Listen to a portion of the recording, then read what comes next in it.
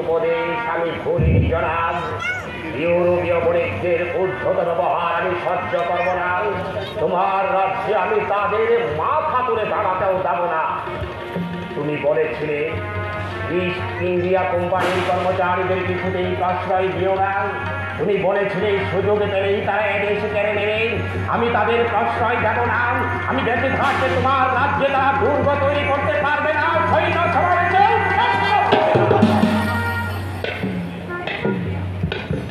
আমার জন্যে, বাংলার জন্যে দারুণ দুশ্চিন্তা নিয়ে তুমি চলে গেছো দাদু।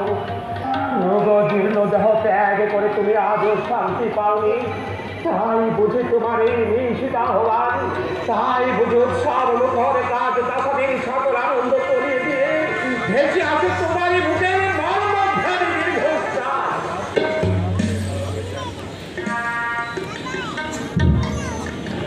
তোমার অন্তিম সময়ে তোমার সিংহাসন স্পর্শ করে যে প্রতিজ্ঞা আমি করেছিলাম, আমারও আমি তা পালন করব। তুমি শান্ত হও, তুমি প্রসন্ন হও। দাদু সাহেব, নবাব আলীর মধ্যে বাংলা, বিহার, উড়িষ্যার মহান অধিপতি।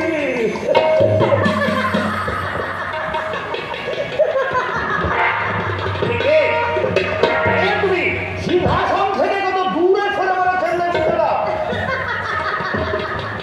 বরং মিষ্টি তোমার হাসি। হ্যাঁ, আমি বলছি দীর্ঘশ্বাসের মতো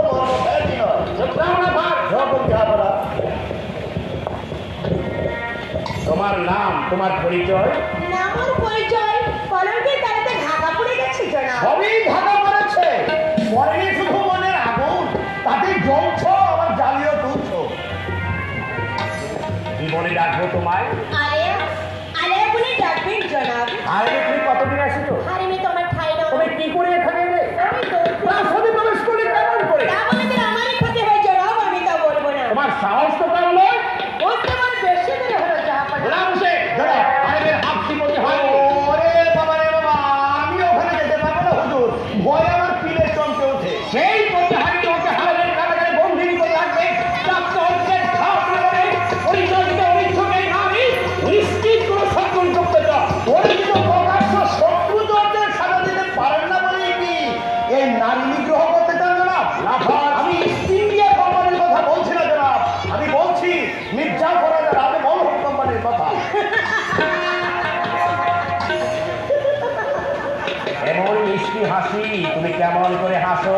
কারণে কি আমার হাসি কখনো শোনেনি জনাব? না। কোনো নর্তকী, কোনো বেগমের জনাব, বেগম সম্বন্ধে প্রশ্ন তুলে আমি অপরাধ করেছি? না, তুমি কোনো অপরাধই করোনি। বেগমরা হাসতে জানে না, হারের নর্তকীরাও নয়। তোমার হাসি শুনবার আগে আমি মনে করতে হবে মুর্শিদাবাদ। শুধু মুর্শিদাবাদ কেন, সারা বাংলায় কেউ হাসতে জানে না। বাঙালি জানে শুধু কাঁপতে। দিক থেকে দিগন্তে প্রদীপ ধরিত হয় ছোট ধরি। আমি আর তা শুনতে পারি না, আমি আর তা সইতেও পারি না। কারণ কি জাহাপানা? কি কারণ? আমার অত্যাচার, আমার অভিযোগ। আমি তো বলিনি জনাব। লোকে বলে, তাও অস্বীকার করতে পারি না। মিথ্যে লোকবাদ যদি বাংলার সুখ ও শান্তি নাশের কারণ হয়ে ওঠে, তার জন্য তো আমি দায়ী নই সুন্দরী। আজ বলিষ্ঠীয় আক্রমণ করতে হতো, দেশে শান্তি বিরাজ দিত, প্রজাদের অন্য বস্ত্রের কোনো অভাব নেই, তবু কেন তারা কাঁদবে? কি তাদের অভিযোগ? যাবো না বেগম সাহেব।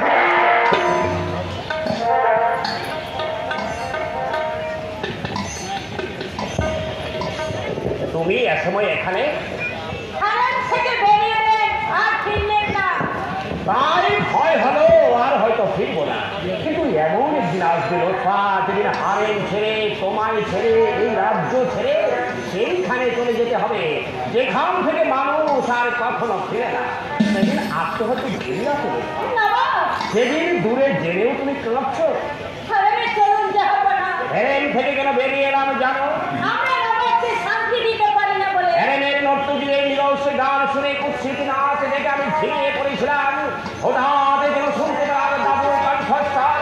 ছুটে এলাম এইখানে। আমি যেন দেখতে পেলাম সিংহাসনে তিনি বসে রয়েছে। চোখে মুখে তার দাদুর উত্তম সাপ। আমি তাকে বোঝাতে চাইলাম আমি কর্তব্য বিমূঢ় হব না। এ যেন হেসে উঠলে কে নাকি দাদুর নেই সিংহাসন। আপনার শরীরে সুস্থ নেই প্রভু, জাহাপনা। আজই এমনটি হলো না লোকটা। আগেও হয়েছে, তুমি জানতে পারোনি। রাতের পর রাত এমনি করে আমাকে ছুটে আসতে হয়েছে, এমনি করে শোনাতে হয়েছে আমাকে আমার সংকল্পের কথা।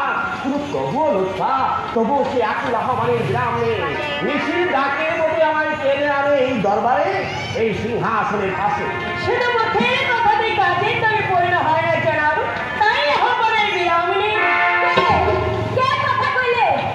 আরে আরে দরবারে সব ভালো জেনে দাও। আমি অনুমতি করেন বেগম সাহেবা। শোনো, জাহাপনা। কোনো নারীকেই কোনো পুরুষ কখনো চেনে না বেগম সাহেবা, তাই নবাবও চেনেননি। কোন আদেশ আছে জনাব? দরবারে আলো জ্বালাতে চাও তুমি কোন অধিকারে? অধিকার কিছুই নেই। তুমি নিজেই বেছে নিয়েছে কাজ।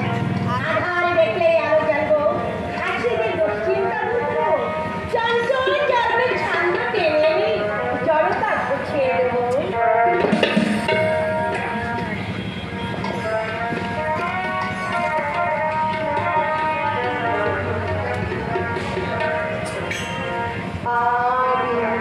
আলোর শিখা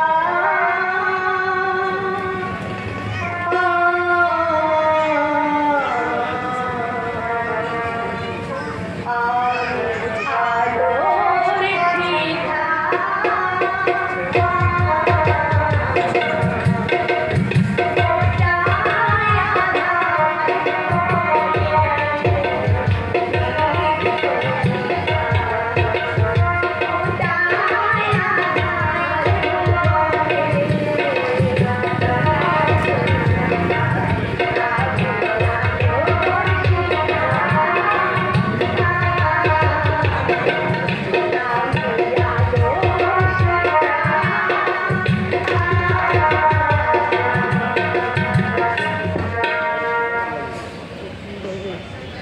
এতে কি নবাবের নতুন আমদানি? দয়া করে নিজেই এসেছে, এমন করে অপেক্ষা রাখেনি। দরবার কক্ষে নিত্য বিলাসের ব্রত। নিশিত রাতে দরবারে বেগমের আবির্ভাবও এই প্রথম বেগম সাহেবা। বেগমের ব্যবহারে কোনো উচ্ছৃঙ্খলতা প্রকাশ পায় না। এনেও নিশ্চিত হতাম না এই দরবারে, এই সিংহাসনে বসে অনেক উদ্ধত রাজপুরুষের শৃঙ্খলা দিনের পর যে আমি সহ্য করেছি। মির্জাফর, জগৎ শেখ, রাজবল্লভ, ইংরেজ সেসব কথা। এই নর্তকী শুধু আলো জ্বালানোর অনুমতি পেয়েছে, শৃঙ্খলা ভঙ্গ করেনি। হারানের প্রতিহারীকে ডেকে পাঠাবো। কেন? এই নর্তকীর জন্যে একটি পক্ষ দেখে দেবে। বেগম সাহেবার দেখছি অশেষ দয়া, কিন্তু হারেনে তো ওর স্থান নয়। তবে কি বেগম পাহাড়ে? না, তাও নয়। তাহলে কি এই দরবারের শোভা হারানি থাকবে? ওর কথা শুনে মনে হচ্ছে দরবারে আসল করার যোগ্যতা ওর আছে। শুনেছে এই